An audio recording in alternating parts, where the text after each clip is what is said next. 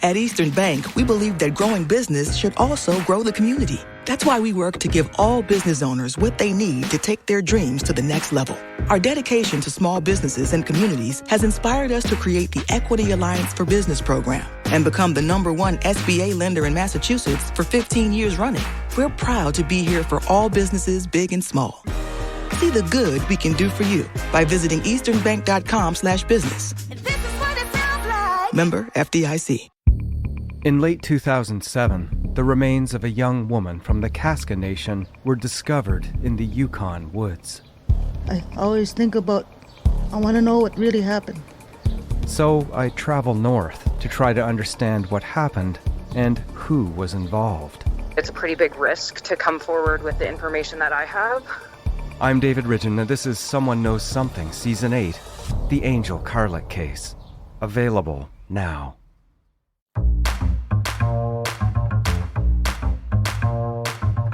Welcome to Say More from Boston Globe Opinion. I'm Shirley Leung. If you watch Hollywood movies, it's easy to feel like you know what war is like. Brave soldiers charging into battle, steely generals giving orders, civilians racing to bomb shelters. But as a viewer, the only way to really have any sense of war is to lose yourself in a gripping documentary. This year, the Oscar for Best Documentary was awarded to the film 20 Days in Mariupol, in which Ukrainian filmmaker Mstislav Chernov documents 3 weeks of a city under siege. It's a stunning movie, searing, heartbreaking, and utterly unforgettable. Mstislav is a journalist for the Associated Press. He worked with GBH's Frontline here in Boston to produce the film. It was the first Oscar for Ukraine and for Frontline. Today, I'm joined by Raney Aronson-Rath, the executive producer and editor-in-chief of Frontline, to talk about the film and the future of documentary journalism. Raney, welcome to Say More. It's wonderful to be here, Shirley. Thanks. So just a few weeks ago, you were standing on stage at the Academy Awards accepting an Oscar.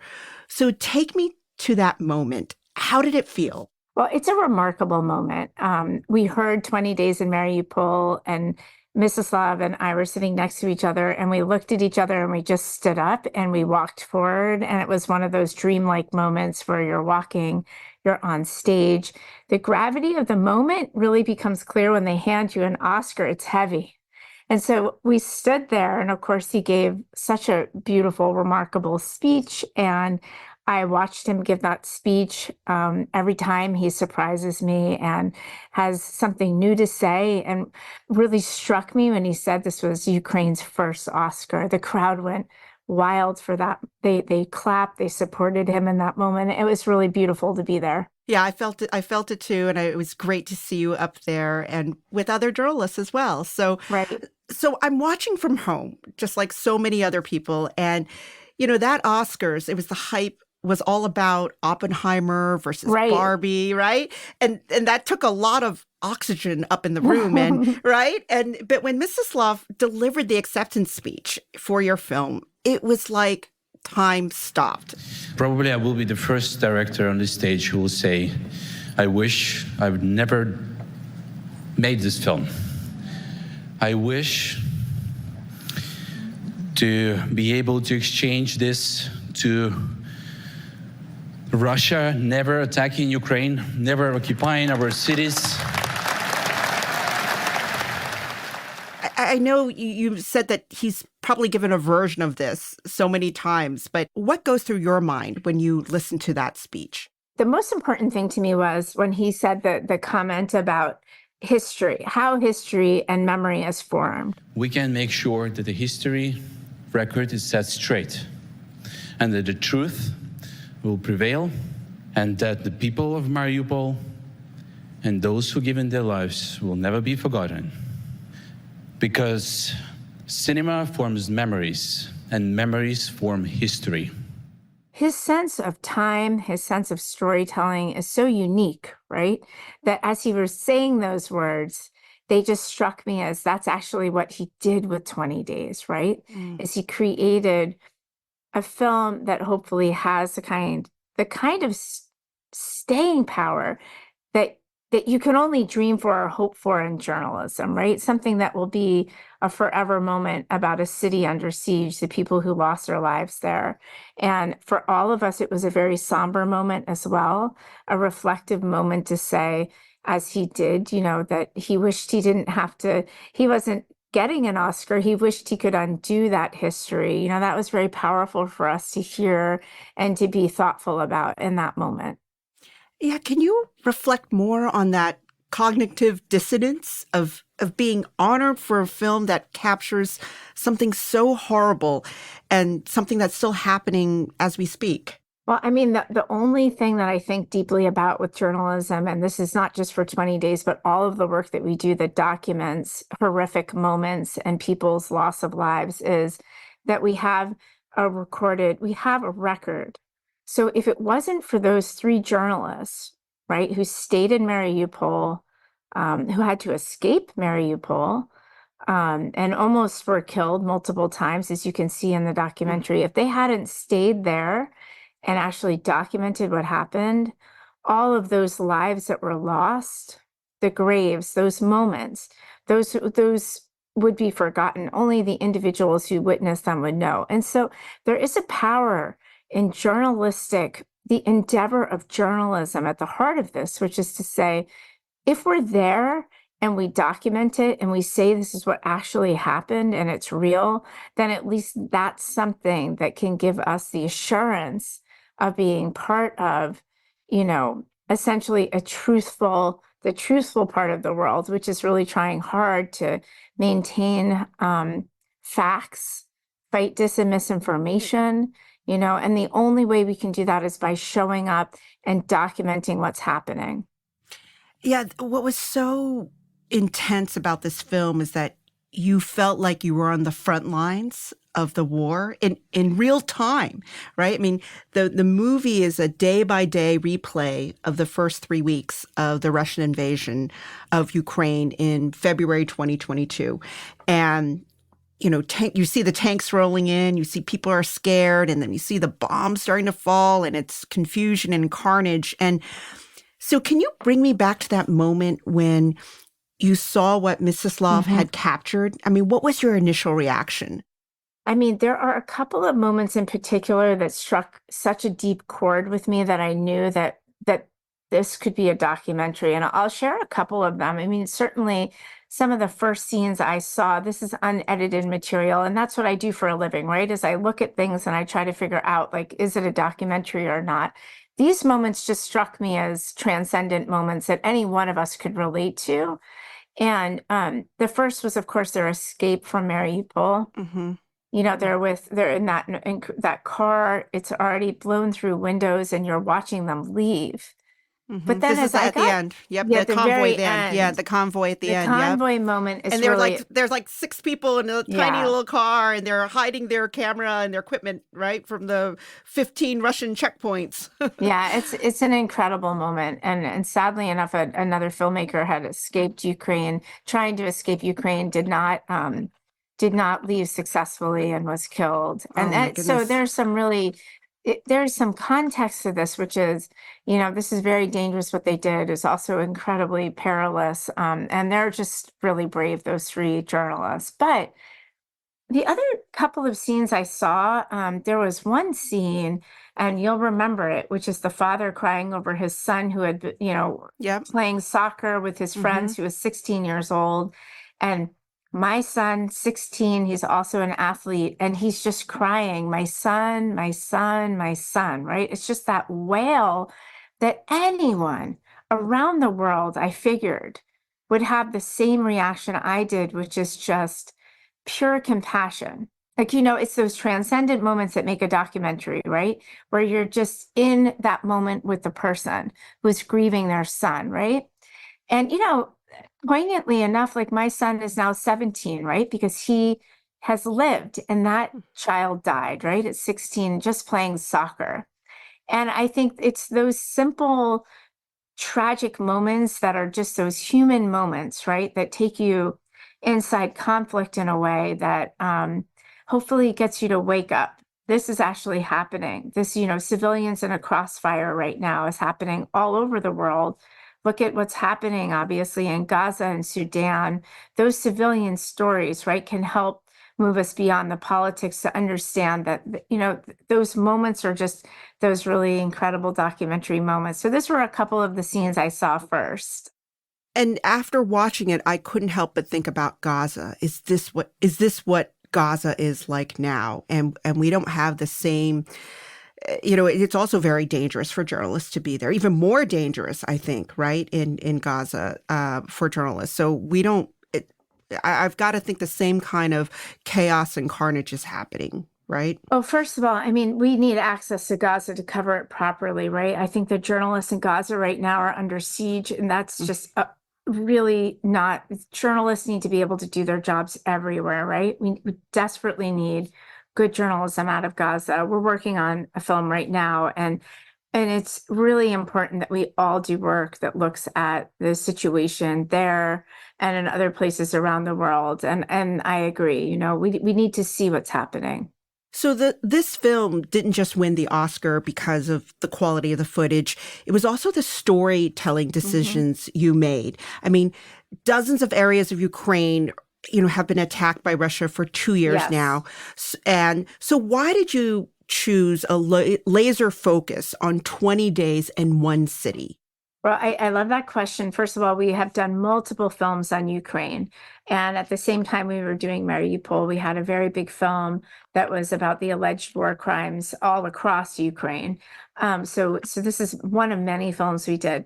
The power of this one was simple because it was Mstislav's vision to tell this one story, this 20 days story. One thing that I love to do is I love to encourage authorship.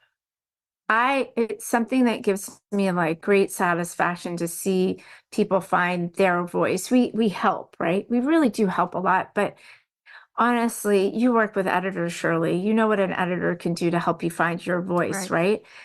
It's actually what I love to do more than anything in the world is to see somebody like Mstislav with Michelle and me and Daryl helping him find his unique voice, his authentic voice. And that's what we saw happen. And I think because you're traveling with him, Michelle would say this great thing, which was along the lines of she's watching all this footage, but she was hearing Mstislav's voice in her head, right? With her.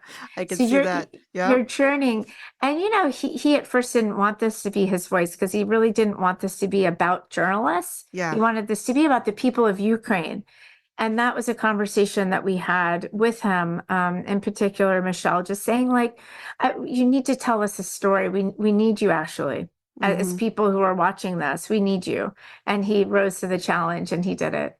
Well, because he's Ukrainian. I mean, so you walked that fine line between telling the story through a journalist's eyes, yet not being about a journalist being the hero, right?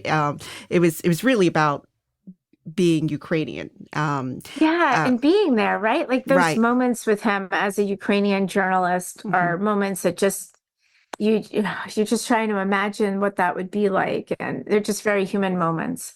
What also struck me about the film was the number of civilians who went on camera, looked at the camera, and kept saying, "Film this." And at one point, there's that police officer, Vladimir, right? We love him, Vladimir. Right. And he's like, it's the aftermath of the maternity hospital ward being bombed. And he turns to the camera and says, "I want to make a statement. Russian troops commit war crimes. Our family, our women, our children need helps. Our people needs help from international society. Please help Mariupol." And he talks about how, this footage should change the course of the war. Was Vladimir right? I mean, do you think the footage changed the course of the war? And if it didn't, why not?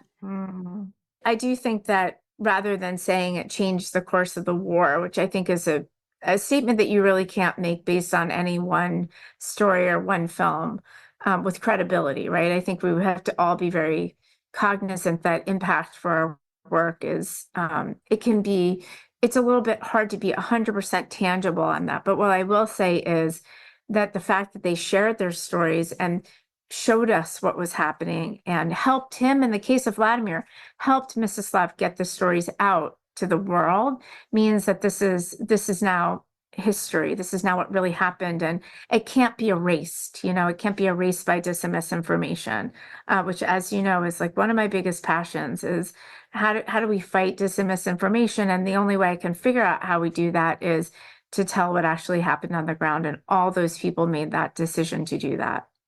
I mean, it made me really sad to see Vladimir make this statement and all the civilians say, film this. And 2 years later, the war is still going on. Are we any closer to the end of a war? I don't know. But I mean, watching the footage of the maternity ward being bombed, or the 16-year-old whose legs were blown off and has died, and his father's wailing over him. I mean, 2 years later, I mean, it's still happening, right?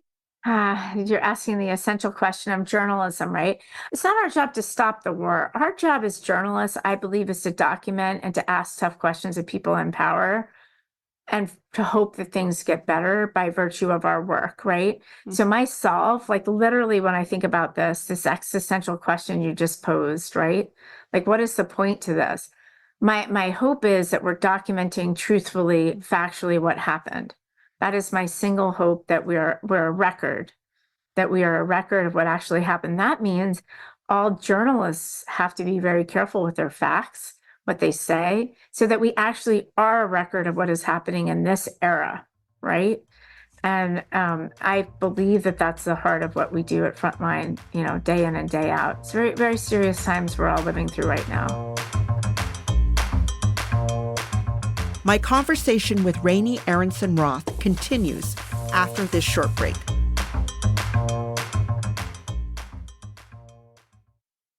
Across New England, commercial businesses of all sizes rely on Eastern Bank.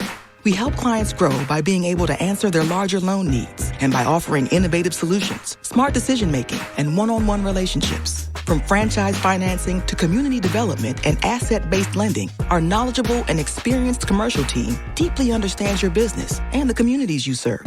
See how we can help you meet your business goals at easternbank.com/commercial. This is what it sounds like. Member FDIC. So tell me a little bit more about your journey. I mean, you are at this intersection of journalism and filmmaking.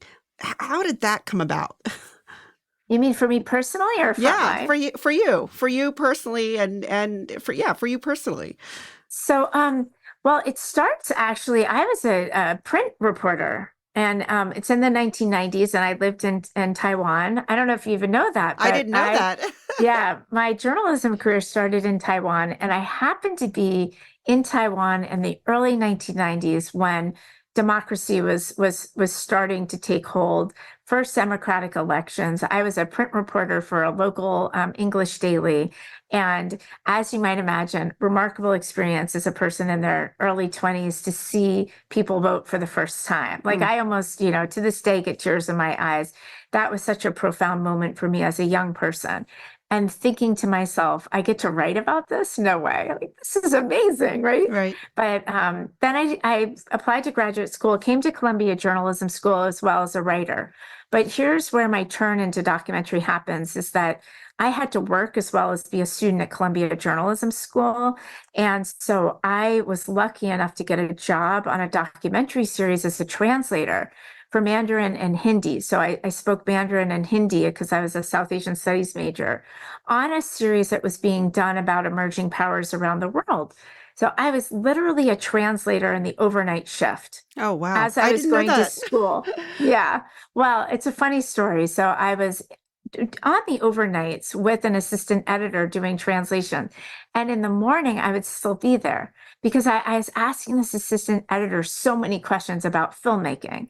So I fell in love with the form of filmmaking, of documentary. And at the end of, graduate school, it's only a year-long program at Columbia.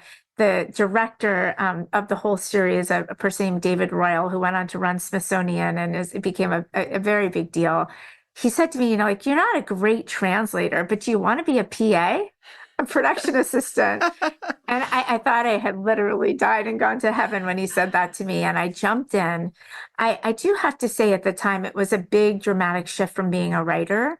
And my professors at Columbia were disappointed that I went into documentary filmmaking. But in the years since, the decades since, people like Seymour Topping, who's unfortunately passed away, he was my advisor. And those conversations with him were very, at that time, hard, but he really understood what I wanted to do. And that was the start of my journey into filmmaking. And I never looked back.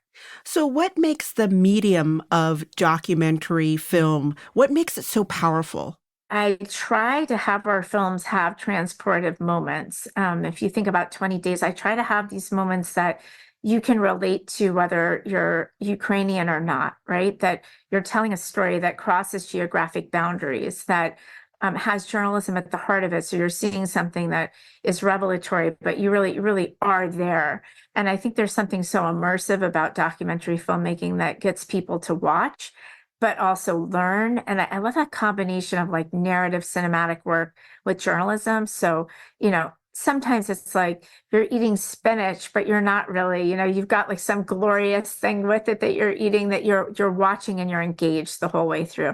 And actually, we've looked at this, even with our YouTube audience, it's so interesting that the top search term for YouTube for Frontline is documentary. Oh, wow. Which means younger people, right?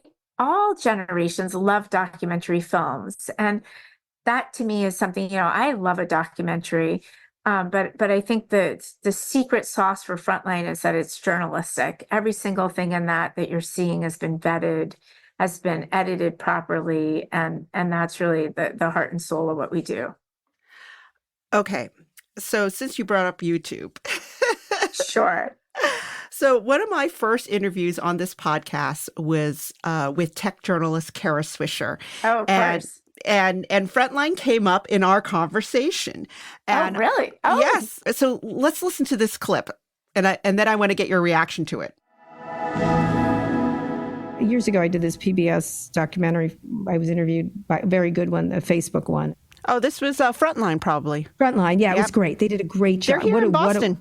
Yes, they are. I know, and I did it, and because I always thought a lot of their content. And in the middle of it, we were doing the interview. My phone rang. My son called, and he said, "Okay, can we talk, Mom?" And I said, "Oh, I'm doing this interview right now." And he goes, "Oh, who are you doing an interview with now?" And I said, "Oh, Frontline." He goes, "I love Frontline."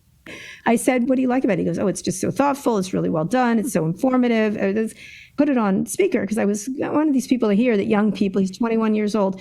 I go, "I didn't know you watched PBS." He said, "What's PBS?" Oh, wow. And I said, "Oh my God." Wow. And I said, where do you listen to it? And he goes, "YouTube."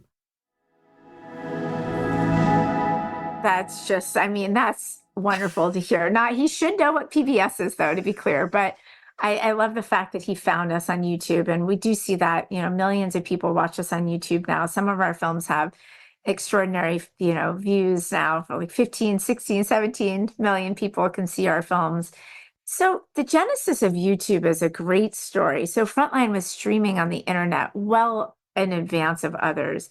But our foray into YouTube is because I have my own secret weapon, which is my son, 17 years old now, as I mentioned, but 17 years old now, but at the time is a lot younger. And he was agitating me about Frontline being on YouTube. And really? How old was he? How old is he then? He was like 12. He really got my attention. And at the time I had a head of audience who was very excited to try new things. And we started with a small YouTube partnership for original work on YouTube, not our documentaries. And then it's just 4 years ago, if you can believe this, Shirley, that PBS agreed to having all of our documentaries on YouTube. Wow. And our numbers are astronomical. Wow. That serious documentary filmmaking resonates on YouTube reassures me so much about all the generations that watch Frontline. The 20-somethings, the 30-somethings, the 40-something, they're watching us on YouTube. They're streaming us wherever they are. that is so encouraging that people want to watch this kind of serious work. They choose to watch it. It's not like, their parents put it on for them. It's no longer, your parents' Frontline. It's really your own Frontline. That's really exciting for me. So the YouTube thing makes sense to me. Your strategy at Frontline to go to YouTube, because in a way we're all competing for this attention economy, right? I mean, you must think about that all the time. I mean, do you feel the pressure to be as good and compelling as Netflix and Hulu? I don't think like that. What I think a lot about our storytelling, right? I spend a lot of time with our filmmakers, making sure our films are told as they should be told, right? For the story that we're in. 20 Days is a great example, but pretty much every Frontline, it feels a little bit different, has a driving narrative to it, and has a lot of journalism at the heart of it. So I'm not thinking about Netflix. What I'm thinking about is how can we make the best documentary films? And I'm trusting that if that is our guide, if that's our North Star, journalism plus great storytelling, that people will watch. So it's journalism, but it's in documentary form. There isn't a lot of that out there, right? I actually want more people to do journalistically driven documentaries. I would welcome more competition in that way. So we touched on this topic a little bit before about getting people to care about what's happening in Ukraine. I mean, there is a lot going on in the world. I mean, and it's really tempting to tune out, wars halfway across the world, climate change, divisive politics.